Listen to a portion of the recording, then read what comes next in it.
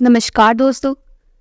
आज मैं आपको सुनाने जा रही हूँ, जब बेटे बहू ने अपनी बूढ़ी माँ को बदबूदार कमरे में मरने के लिए छोड़ दिया तो एक फरिश्ते ने किया ऐसा कुछ कि घर की औरतें मंगलाचार गा रही थीं। चारों ओर हर्ष और उल्लास का माहौल था। कहीं ढोल नगाड़े बजाए जा रहे थे तो कहीं से पकवानों की खुशबू आ रही थी। कोई नए कपड़े पहन पहन कर दूसरे दिन के लिए तैयार कर रहे थे तो कोई मेहमानों को दिए जाने वाले उपहार की पैकिंग कर रहे थे। कुल मिलाकर वहां उपस्थित सभी लोग किसी न किसी काम में व्यस्त थे। लेकिन क्या मजाल कि सैकड़ों लोगों की उस भीड़ में एक को भी फुर्सत मिली हो ये जानने की कि 70 वर्षीय बूढ़ी अम्मा रमा जी ने कुछ खाया है या नहीं, कहीं उन्हें प्यास तो नहीं लगी है। कोई भी उनके बारे में सोच ही नहीं रहा था। सुबह से लेकर शाम हो गई, लेकिन अम्मा जी की तरफ किसी ने ध्यान ही नहीं दिया। दरअसल आज रमा जी के पोते रमन की शादी है। रमन तो अपनी शादी की तैयारियों में ही इतना व्यस्त हो गया था कि उसे घर में क्या हो रहा है पता ही नहीं चला।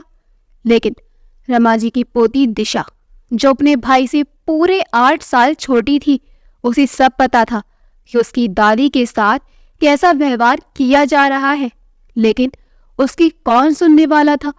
उसने अपनी माँ से कई बार कहा कि दादी को भूख लगी है, खाना दे दो, लेकिन उसकी माँ रीना ने उसे डांट डपट कर चुप करा दिया।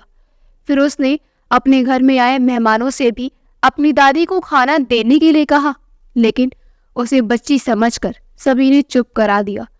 जब दिशा की बात किसी ने नहीं सुनी तो उसने चुपचाप समोसे, कचौड़ी, गाजर का हलवा, मंगोड़े पकौड़े और खीर पूरी एक थाली में रखे और अपनी दादी के कमरे में ले गई और धीरे से अपनी दादी को आवाज लगाई।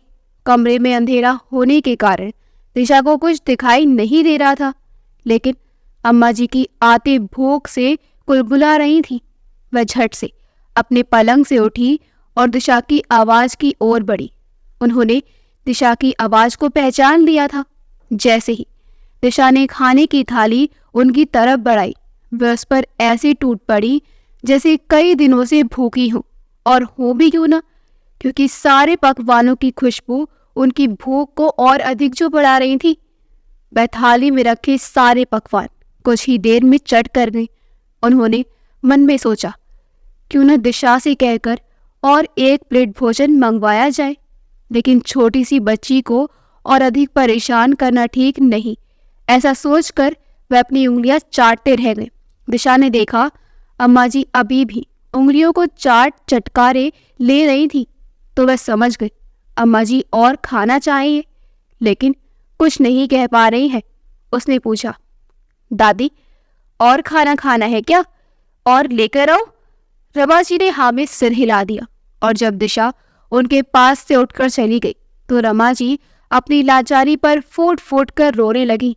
ये सोचकर कि एक समय था जब रमा जी की ही चलती थी, जो कह दिया मानो पत्थर की लकीर होती थी। लेकिन समय ने ऐसे करवट ली कि आज वह जी रही है या मर रही है, कोई उन्हें पूछने वाला नहीं था। सुबह से शाम और शाम से रात हो गई, लेकिन किसी ने भी रमा जी को खाने पीने के लिए नहीं पूछा। यहाँ तक कि उनकी बेटी भी उसे पूछने नहीं आई, क्योंकि उनकी इज्जत का सवाल जो था, अगर वह उनसे मिलने जाती तो लोगों को पता चल जाता कि ये बुढ़िया इनकी माँ है। इसलिए वह उनके पास गई तक नहीं। रात में जब सभी लोगों का खाना चल रहा था, अचानक लाइट गुल हो गई। सभी लोग पसीने से तरबतर हुए जा रहे थे। तभी लोगों को हाथ के पंखे की याद आई। उस समारोह में रमा जी के बेटे अमित के बॉस और उनकी पत्नी भी आए हुए थे। अमित की बॉस की पत्नी मीरा ने अमित की पत्नी रीना से कहा, रीना, तुम्हारे घर में पुराने जमाने के हाथ के पंखे होंगे। रीना थोड़ी सी सकुचाते हुए बोली, हाँ हाँ है ना मैडम, लेकिन कहाँ रखे हैं, ढूंढने पड़ेंगे। ढूंढने पड़ेंगे? शब्द सुनकर अमित की बॉस रस्तोगी जी बोले, क्या अमित, बुजुर्गों द्वारा बनाया गया कोई भी सामान तुम्हारे लिए कोई मायने नहीं रखता? क्या ढूंढना पड़ेगा से तुम्हारा क्या मतलब है? कि तुमने अम्मा जी के द्वारा बनाए गए पंखे को यूं ही कहीं पे फेंक दिया, जिसे ढूंढना पड़ेगा। रस्तोगी जी की बात सुनकर दोनों पति पत्नी नीचे सिर किए चुपचाप खड़े रह गए। फिर अमित ने बात को संभालते हुए कहा, नहीं सर, दोनों बच्चे अपनी दादी से बहुत प्यार करते हैं, इसलिए दोनों अपनी दादी के सामान के लिए लड़ाई करते रहते हैं कि मैं रखूंगा, मैं रखूंगी। लेकिन आप चिंता ना कीजिए, मैं आपको लाकर देता हूँ हाथ का पंखा, कहकर वह अपनी पत्नी रीना को इशारे से बुलाया। अब दोनों पति पत्नी अंदर जाकर अम्मा जी को ही कोसने लगे कि इस बुढ़िया के खातिर हमें आज इतना शर्मिंदा होना पड़ रहा है।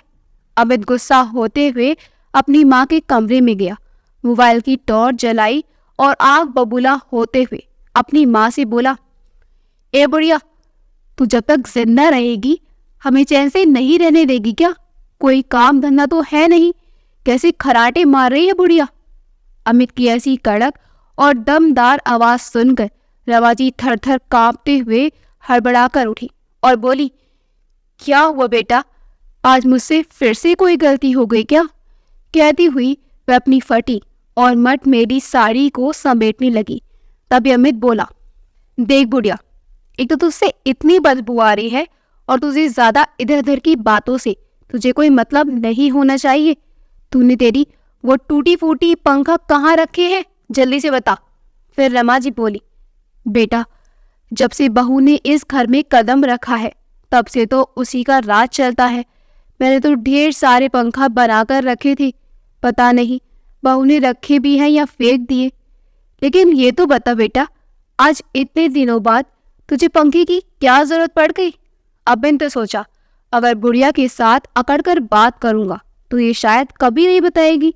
हो सकता है एक आध टूटा फूटा पुराना हाथ का पंखा मिल ही जाए तो भी शायद बॉस खुश हो जाए और मेरी तरक्की हो जाए। उसने अपनी माँ से कहा, देखो अम्मा, घर में लाइट गुल हो गई है और मेरे बॉस अपनी पत्नी के साथ हमारे घर आए हैं। उन्होंने आपके हाथ का पंखा मांगा है। अगर आपके पास टूटा फूटा भी हो तो भी दे दीजिए। अगर आप दे देंगी तो मेरी तरक्की हो जाएगी। बेटे की तरक्की की बातें सुनकर अम्मा जी बेटे बहू द्वारा किए गए अपमान और बेइज्जती को भूल गई और अपने पलंग से ऐसे उठी जैसे उनके शरीर में नई ऊर्जा का संचार हो गया हो। तुरंत अपने बक्से का ताला खोला और अपने पति की फोटो के साथ एक हाथ का पंखा जो हमेशा संभाल कर रखती थी, जिसे उनके पति ने उन्हें उनके मुंह दिखाए के दिन दिया था, वह हाथ का पंखा उनके दिल के इतना करीब था कि वह उसे हमेशा संभाल कर रखा करती थी। लेकिन आज वह माता अपने बेटे के उज्जवल भविष्य के लिए अपने प्यार की निशानी को देने के लिए भी तैयार हो गई थी। अमित ने उस हाथ के पंखे को माँ के हाथ से ऐसा झपटा मारा जैसे वह उन पर एहसान कर रहा हो। जल्दी जल्दी वह अपने बॉस की तरफ गया, लेकिन उसका बॉस उसे वहां नहीं मिला क्योंकि वह तो अमित के पीछे पीछे ही अम्मा जी की कोठरी के पास जाकर छुप गया था। और अमित ने अपनी माँ के साथ कितनी बदतमीजी से बात की वह सब सुन चुका था। वह अमित के निकलते ही रमाजी के पास आया और बोला, कैसी हो अम्मा?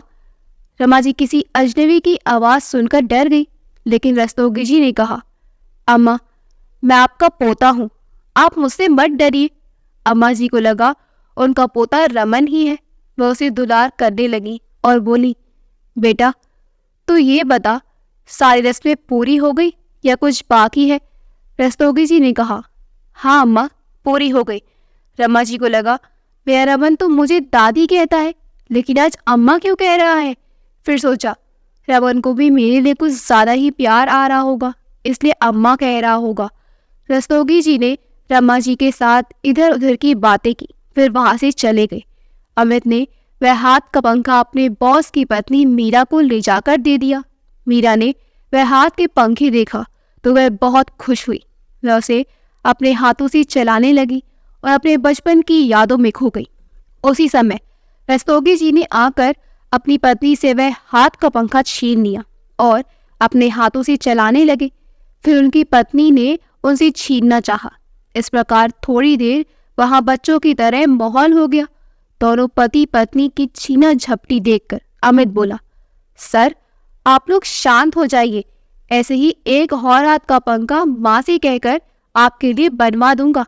अमित की बात सुनकर दोनों पति पत्नी शांत हो गए। तब रस्तोगी जी ने अमित से कहा, ठीक है अमित, तुम नया हाथ का पंखा तो बनवाओगे, लेकिन मेरे सामने बनवाना, ताकि मैं अपना बचपन की बातों को याद करके जी सकूं। तभी मीरा बोली, हाँ मैं भी अम्मा जी के साथ साथ हाथ का पंखा बनाना सीख जाऊंगी। तुम जल्दी से जल्दी हाथ का पंखा बनाने के लिए मटेरियल की व्यवस्था करो। अमित ने हाँ में सिर हिला दिया और अपने बेटे के विवाह की तैयारी में लग गया। दिशा का इंतजार करती हुई रमा जी की कब आंखें लग गई, उन्हें पता ही नहीं चला। कुछ देर बाद लाइट आ चुकी थी। लाइट आ जाने के बाद मीरा ने उस हाथ के पंखे को ध्यान से देखा तो उस पर रमा और आदि श्याम लिखा था। वह हाथ का पंखा कहीं कहीं से टूट भी गया था। उसके आसपास जो गोटा लगा था वह भी थोड़ा थोड़ा सा फट गया था, लेकिन वह रमा जी के लिए किसी खजाने से कम नहीं था। मीरा ने जब वह नाम पढ़ा तो उसे भी एहसास हुआ कि ये हाथ का पंखा अम्मा जी के लिए कितना कीमती होगा। उसका मन गवाही नहीं दे रहा था कि उसे और ज्यादा देर तक अपने पास रखे। उसने उस हाथ के पंखे को अम्मा जी को वापस देने के लिए रीना से कहा तो उसने लापरवाही से कह दिया, ठीक है मैडम, यही कहीं रख दीजिए, मैं बाद में अम्मा जी को दे दूंगी। रीना की बातें सुनकर मीरा दंग रह गई। उसने थोड़ी देर बाद फिर एक बार कहा, रीना ये हाथ का पंखा अम्मा जी का ही है ना, तुम इसे अम्मा जी को दे आओ। तब रीना बोली, मैडम ये हाथ का पंखा पुराना ही तो है, ये बहुत पुराना हो गया है, वैसे भी अब इसका कोई काम नहीं पड़ता, रख दीजिए यहीं कहीं। मीरा बोली, नहीं रीना, तुम इस हाथ के पंखे की कीमत नहीं समझती, परंतु मैं समझ रही हूँ। जाओ पहले इसे अम्मा जी को दे कर आओ, और हाँ उन्हें इसे बड़े प्यार से देना और धन्यवाद भी कहना। रीना का तो खून खौल रहा था अपनी सासू माँ के लिए ऐसी अच्छी और प्यारी प्यारी बातें सुनकर। रीना ने बेमन से हाथों कह दिया, लेकिन हाथ के पंखे को ले जाकर एक कोने में पटक दिया। मीरा रीना की सारी करतूत देख रही थी। उसने उस हाथ के पंखे को चुपचाप उठा लिया और दूसरे दिन फिर से दोनों पति पत्नी उनके घर बारात में जाने के लिए पहुंचे। तो मीरा ने कहा, रीना तुमने कल वह हाथ का पंखा अम्मा जी को दे दिया था क्या? रीना ने हंसकर हाँ में जवाब दे दिया। मीरा बोली, एक बार उसे अम्मा जी से मांग कर ला दो प्लीज। मीरा की बातें सुनकर रीना पसीने से लथपथ हो गई, क्योंकि वह वहीं खड़ी थी जहां उसने उस हाथ के पंखे को फेंक दिया था। वहां वह हाथ का पंखा ना पाकर परेशान हो गई। फिर भी उसने बात को संभालते हुए कहा, मैं अम्मा जी से मांग कर लाती हूँ। और वह अम्मा जी के कमरे में चली गई और कहा, अरे ओ बुढ़िया, यहाँ पर पड़ी पड़ी आराम फरमा रही है और उधर हमारा जीना हराम कर रखा है। हे भगवान, कब टलेगी ये मुसीबत की जड़ हमारे घर से। अब जल्दी से अपने बक्से से हाथ का पंखा निकाल कर दी। रवाजी बोली, अरे बहू, तू भी कैसी बातें कर रही है? तुझे याद है ना, तूने ही तो मेरे सारे पुराने सामान के साथ साथ मुझे भी अपने घर से तो क्या अपनी जिंदगी से भी बाहर फेंक दिया है। फिर मैं कहाँ से लाऊं और हाथ के पंखे? एक हाथ का पंखा था जो मुझे मेरी जान से भी ज्यादा प्यारा था, उसे भी तो मैंने मेरे बेटे को दे दिया। अब कहाँ से लाऊं दूसरा पंखा? आज अम्मा जी की जुबान इतनी चलता देख रीना तो दंग रह गई, क्योंकि रीना उन्हें ऐसा डरा धमका कर रखती थी कि उनकी जबान से एक शब्द भी नहीं निकलती थी। लेकिन आज अम्मा में अचानक आए बदलाव से वह हैरान रह गई। उसने अम्मा से जबरदस्ती उनके बक्से की चाबी छीननी चाही तो भी उन्होंने उसे नहीं दी। दरअसल अम्मा को हिम्मत इसलिए आई थी क्योंकि उस रात रस्तोगी जी ने उन्हें आश्वासन दिया था कि अब उन्हें किसी से भी डरने की जरूरत नहीं है। अगर उनके बेटे बहू उनके साथ बदतमीजी करते हैं तो वह उनका पूरा साथ देगा। रीना वहां से खाली हाथ वापस आ गई। रीना को समझ में नहीं आ रहा था कि वह मीरा जी को क्या जवाब देगी। तभी मीरा बोली, क्या हुआ रीना, पंखा नहीं मिला? अरे मिलेगा भी कैसे, क्योंकि वो तो मेरे पास है, कहकर उन्होंने वह पंखा उसे दिखाया और कहा, देखो रीना, माता पिता की सेवा करने का सौभाग्य सभी की नसीब में नहीं होता है। तुमको ये मिला है तो तुम छोड़ो मत, वरना बाद में बहुत पछताना पड़ता है, समझी। तुमने इसकी कोई इज्जत ना करके किसी कोने में यूं ही फेंक दिया था, लेकिन इसे बनाने वाले की नीयत और सीरत के बारे में सोचो। इसे बनाने में कितने दिन लगे होंगे और बनाने वाले ने क्या सोचकर बनाया होगा। रीना शर्म से पानी पानी हो गई, लेकिन उसे अपनी सासू माँ के ऊपर बहुत गुस्सा आ रहा था कि उसके कारण आज उसे इतना कुछ सुनना पड़ रहा है। शादी का समारोह अच्छी तरह से संपन्न हो गया। सभी लोग अपने अपने घर चले गए। अम्मा जी की बेटी ने भी औपचारिकताएं निभाने के लिए वहाँ का हालचाल पूछा और अपने घर चली गई। अमित ने देखा उसकी तो कोई तरक्की ही नहीं हुई, लेकिन हाँ, बुढ़िया की बोलचाल व्यवहार में जरूर तरक्की हुई है। अब बुढ़िया किसी को भी जवाब दे देती है। इसके पहले गलत या सही किसी भी बात के विरोध में जवाब नहीं देती थी, लेकिन अब अगर उन्हें कोई भी बात गलत लगती है तो वह तुरंत जवाब दे देती है। एक दिन रीना ने रमा जी को बाथरूम साफ करने के लिए कहा तो रमा जी बोली, बहू, अब तो तुम्हारी भी बहू आ गई है, फिर भी मुझसे ही बाथरूम साफ करवाओगी। कुछ तो शर्म करो बहू, कभी न कभी हमारी बहू को पता चलेगा ही कि तुम मेरे साथ कैसा व्यवहार करती हो। समय आने पर भी वह भी तुम्हारे साथ वैसा ही करेगी। रीना की बहू उनके साथ नहीं रहती थी, वह अपने पति के साथ दूसरे शहर में रहती थी, इसलिए रीना अपनी सास पर मनमाने अत्याचार करती रहती थी। उसने जब अपनी सास के मुंह से ऐसे शब्द सुने तो गुस्से के मारे आग बबूला हो गई और उनकी चोटी पकड़कर घसीटते हुए बाहर बरामदे तक लेकर आई और वहीं पर जोर से पटक दिया। बेचारी रमा जी दर्द से करहाती रह गई। रोती बिलखती उन्होंने कहा, बहू, मुझे माफ कर दे, मुझसे गलती हो गई, अब से तू जैसा कहेगी मैं वैसा ही करूंगी। रीना बोली, अच्छा बुढ़िया, इतनी जल्दी आ गई लाइन पर? इसके पहले तो तेरी बहुत जुबान चलती थी, लेकिन अब ऐसे क्या हो गया, दिन में ही तारे दिखाई देने लगे क्या? अगर अपनी खैरियत चाहती है तो फिर से लग जा काम पर, वरना सोच लेना आगे क्या होगा। रमा जी वहां से उठने की कोशिश करती, मगर बार बार गिर जाती, क्योंकि उनके कमर की हड्डी फ्रैक्चर जो हो गया था। जब रमा जी वहां से उठ नहीं पाई तो रीना ने एक डंडा लिया और उसकी पीठ में मारने के लिए उठाया ही था कि किसी ने आकर उसका डंडा पकड़ लिया। रमा जी ने मार खाने के लिए आंखें बंद कर ली थी। जब उन्होंने धीरे धीरे अपनी आंख खोली तो देखा एक नौजवान हट्टा कट्टा मोटा तगड़ा आदमी रीना का डंडा पकड़े हुआ था और रीना भूत बनी बड़ी बड़ी आंखें निकालकर उसे टकटकी लगाए लगातार घूरे जा रही थी। उसका इतना दिमाग नहीं चल रहा था कि वह डंडे को नीचे कर ले। थोड़ी ही देर में अमित भी घर आ गया। उसने अपनी पत्नी और बॉस को डंडा पकड़े देखा और माँ को नीचे गिरे हुए देखा तो वह सारा माजरा समझ गया कि रीना ने माँ को मारने के लिए डंडा उठाया है और बॉस बीच बचाव के लिए आकर उसका डंडा पकड़कर खड़े हैं, क्योंकि इसके पहले रीना ने कई बार माँ को इसी डंडे से पीटा था। उसने बात को संभालने की कोशिश की और बोला, अरे रीना, माँ आज फिर से गिर गई क्या? क्या तुम माँ को डंडे के सहारे उठाने का प्रयास कर रही थी? रीना ने भी हंसते हुए कहा, हाँ सर, मैं तो अम्मा जी को इस डंडे का सहारा देकर और उठाने की कोशिश कर रही थी। बॉस ने उस समय कुछ नहीं कहा, लेकिन रमा जी के आंखों के आंसू बता रहे थे कि उन्हें कितनी तकलीफ है। उन्होंने कहा, अम्मा जी, मैं तो आपसे पंखा बनाना सीखने के लिए आया था, क्या आप मुझे सिखाएंगी?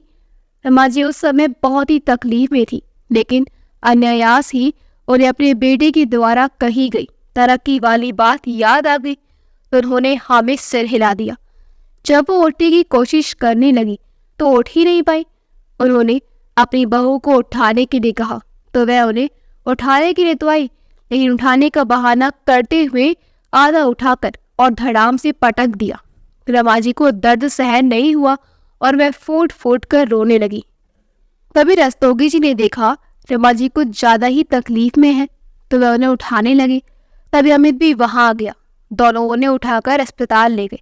अस्पताल ले जाने पर पता चला उनकी हड्डी फ्रैक्चर हो गई है। उनका इलाज चलता रहा। उसी बीच रीना अपने मायके चली गई और अमित को ऑफिस की तरफ से उसके बॉस ने दूसरे शहर में भेज दिया। जब अम्मा जी के अस्पताल से छुट्टी हुई तो रस्तोगी जी ने उन्हें अपने घर ले जाने का निर्णय लिया। अम्मा जी पहले तो थोड़ी सकुचाई, फिर हामी भर दी। अब अमित के बॉस के घर में रमा जी सभी के साथ इतनी घुल मिल गई कि उन्हें अपने घर की याद ही नहीं आती थी। अब तो मीरा और रस्तोगी दोनों ही रमा जी से पंखा बनाना सीख गए। उसके साथ साथ रमा जी ने उन दोनों को क्रोशियाई और सलाई से एक से बढ़कर एक चीजें बनाकर दिखाई। उन्हें सारी चीजों को बनाने और बनने के बाद भी वीडियो बनाकर रस्तोगी जी ने सोशल मीडिया में डाल दी। वह सारे वीडियो इतने तेजी से वायरल होने लगे कि बहुत सारे लोगों के ऐसे कमेंट आने लगे कि वह रमा जी से मिलना चाहते हैं।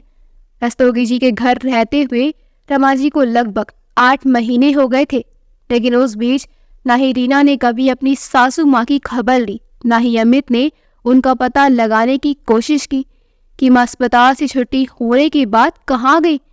रस्तोगी जी ने भी उन्हें रमा जी के बारे में कुछ नहीं बताया था, क्योंकि उतने दिनों में उनके साथ साथ रहते हुए रमा जी ने मीरा और रस्तोगी जी को सारी बातें बता चुकी थी। कभी कभी तो रमा जी ऐसी दर्दनाक बातें बताती कि वह खुद को रो देती। उनके साथ साथ मीरा तो कभी कभी रस्तोगी जी भी रो देते। इस प्रकार कभी हंसते कभी रोते अम्मा जी का समय रस्तोगी जी के घर में कट रहा था। मीरा को कई बार याद आता कि बुढ़ी अस्पताल में ही है या कहीं मर खप गई, उसका पता लगाना चाहिए। लेकिन फिर मन में विचार आते, कहीं मैंने फ़ोन लगाकर पूछ लिया या उससे मिलने चली गई तो वह मुसीबत फिर से मेरे ही पीछे न पड़ जाए। इससे अच्छा होगा उसके बारे में पता ही न लगाया जाए। और वह चुप रहती। उधर यही सोच अमित की भी थी। अब जब भी वह सोचता माँ आखिर गई कहाँ, आज तक अस्पताल में है या कहीं मर गई और मेरा पता ठिकाना नहीं मिला होगा, तो उन्हीं लोगों ने लावारिस लाश समझकर जला दिया होगा। चलो जो भी हो, हमारे सिर से मुसीबत तो टली। यही सोचकर दोनों खुश होते थे। तभी एक दिन टीवी पर कुछ कामयाब लोगों का इंटरव्यू चल रहा था। वहीं रमा जी का नाम भी लिया गया और बताया गया कि वह 75 साल की उम्र में भी बहुत ही बारीकी से ऊन और धागे से एक से बढ़कर एक चीजें बनाती है। और उनके द्वारा बनाई गई चीजों को भी दिखाया गया और बताया गया कि उनके द्वारा बनाई गई चीजों की कीमत लाखों रुपए में है। लोग प्रदर्शनी में उन्हीं लोगों के द्वारा बनाई गई चीजों को लेने आते हैं, क्योंकि आजकल की पीढ़ी को तो वैसा बनाना आता ही नहीं। इसे लोग यादगार के रूप में उसे रखना चाहते हैं। ये सब टीवी पर देखकर रीना और अमित की आंखें तो फटी की फटी रह गई, क्योंकि उन्होंने कभी सपने में भी नहीं सोचा था कि ये बदबूदार बुढ़िया इसके पास थोड़ी देर भी बैठने का मन नहीं करता था। वे आज लाखों करोड़ों की मालकिन होगी। उन दोनों ने एक दूसरे को देखा और अमित ने रीना से कहा, रीना तुम्हें याद है तुम्हारे आने से पहले हमारे दरवाजे में हमारे धागे के बने पर्दे लगाए थे, उनसे बने टेबल क्लॉथ थे। घर में जगह जगह पर कई सजावट के सामान माने उन और धागों से बनाए थे। लेकिन तुम तो ठहरी राजकुमारी, वो भी आज के जमाने की। तुम्हें कहाँ पसंद थे वो सब, और तुमने वो सब निकाल कर फेंक दिए और लगा लिया मॉडर्न जमाने के नए नए पर्दे और सजावट के सामान। तब रीना को याद आया, हाँ मैंने तो उन सबको फेंक दिया था, लेकिन अम्मा जी के बक्से में शायद कुछ पुरानी चीजें होंगी। शायद हमें भी 2-4 लाख रुपए मिल जाए। चलिए जरा जाकर देखते हैं। जब अमित और रीना उस अंधेरी कोठरी में गए तो देखा एक बहुत बड़ा सांप अम्मा जी के बिस्तर के ऊपर था और एक बक्से के ऊपर था। दोनों अपनी जान बचाकर वहां से भागे और अपने घर के अंदर आकर रीना बोली, ये बुढ़िया के दोस्त हैं क्या जो उनके बक्से की रखवाली करते हैं? उस बुढ़िया के रहते एक दिन भी नहीं निकले होंगे। अगर बुढ़िया के रहते ही निकल जाते और काट खाते तो कितना अच्छा होता ना, ये सब झंझट ठीक खत्म हो जाता। अमित बोला, रीना कुछ तो शर्म करो।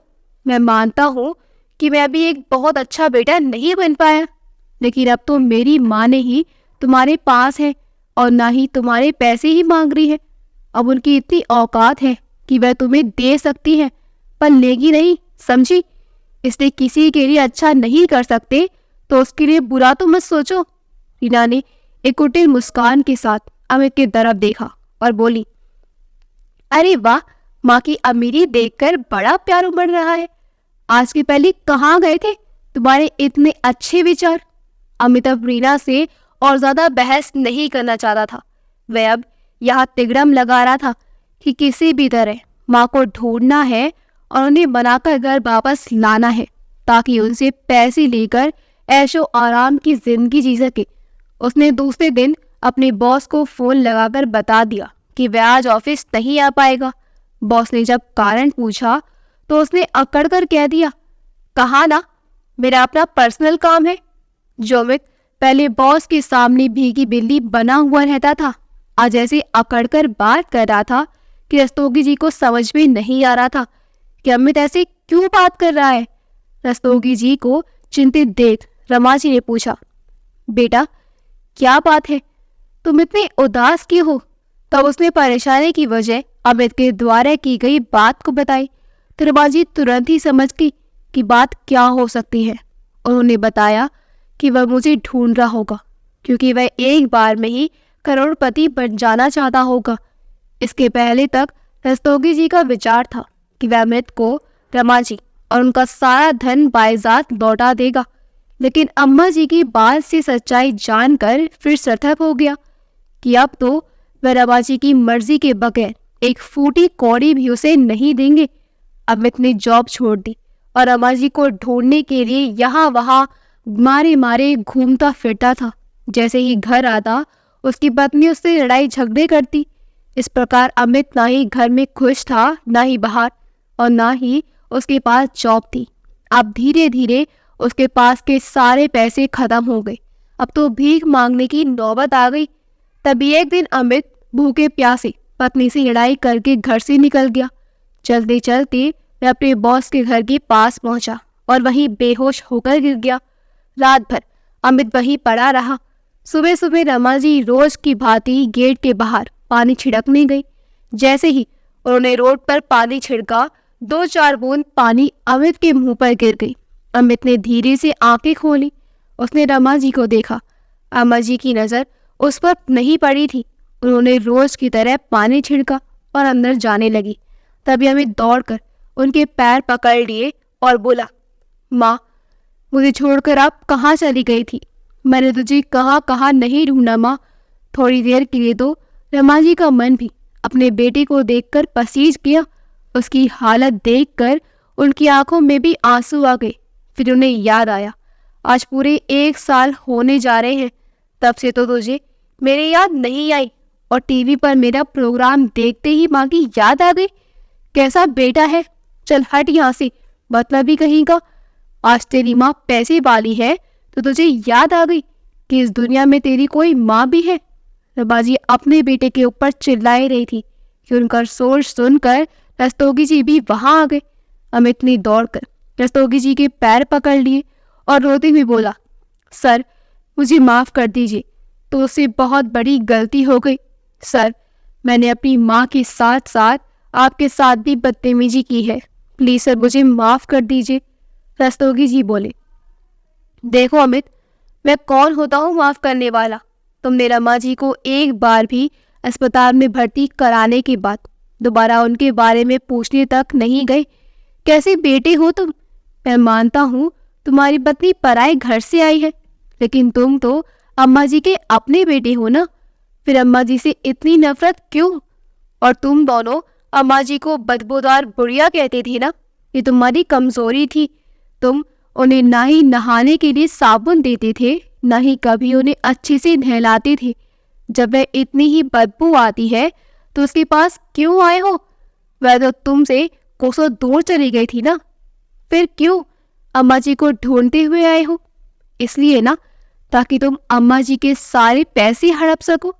वह तो खुद ही अम्मा जी और उनके सारे पैसे तुम्हारे पास लौटाने के लिए आने वाला था, लेकिन तूने समय से पहले ही अपनी सच्चाई बता दी कि तुम कितने गिरे हुए इंसान हो। माँ के बारे में एक बार भी पता नहीं किया और उनका पैसा लेने में इतनी भी शर्म नहीं है कि इस उम्र में कमाए पैसों पर भी कैसे हक जताए। तभी अमित गुस्से से आग बबूला होता हुआ अपने बॉस पर हाथ उठाते हुए बोला, एक तो मेरी माँ को छुपके से अपने पास रखा है और अब पैसे देने से इनकार कर रहा है।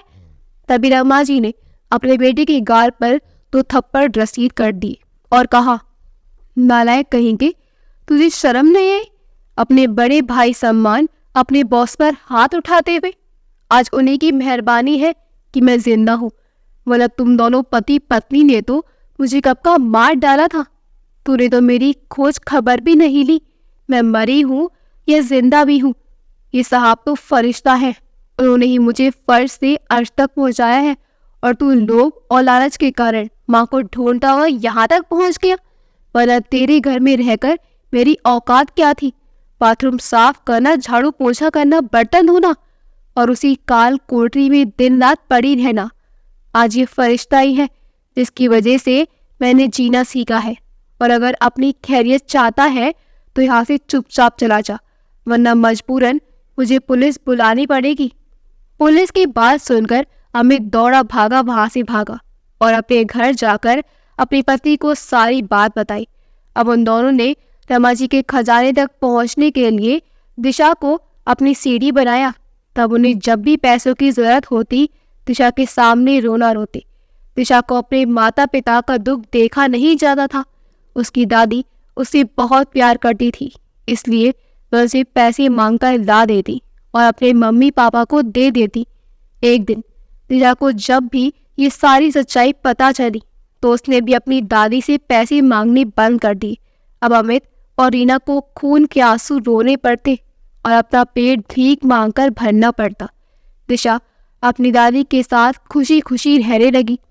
अगर आपको हमारी कहानी अच्छी लगी हो तो हमारी वीडियो को लाइक करें, शेयर करें और हमारे चैनल योगी वॉइस को सब्सक्राइब कर दें। मिलते हैं अगली वीडियो में। आपका बहुत बहुत धन्यवाद।